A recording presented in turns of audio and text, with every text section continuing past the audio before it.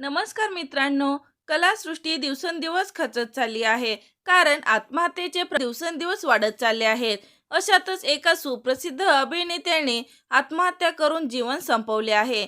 तर चला जाणून घेऊया काय आहे सविस्तर माहिती. तत्पूर्वी फिल्मी बायोग्राफी या यूट्यूब चॅनलला नक्की सबस्क्राईब करा, जेणेकरून मनोरंजन विश्वातील चालू घडामोडी तुमच्यापर्यंत येत राहतील. तुषार घाडगेगावकर यांचे मानसिक तणावाखाली येऊन आत्महत्या केली आहे. त्यामुळे कुटुंबासह मित्रपरिवार आणि चाहत्यांना देखील खूप मोठा धक्का बसला आहे. पत्नी घरी नसताना त्याने हे टोकाचे पाऊल उचलले आहे. त्यामुळे चाहत्यांना देखील खूपच मोठा धक्का बसला आहे.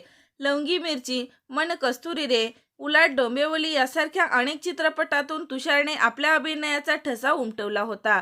तसेच सन मराठी वाहिनीवरील सखा माझा पांडुरंग मालिकेत तो शेवटचा झळकला.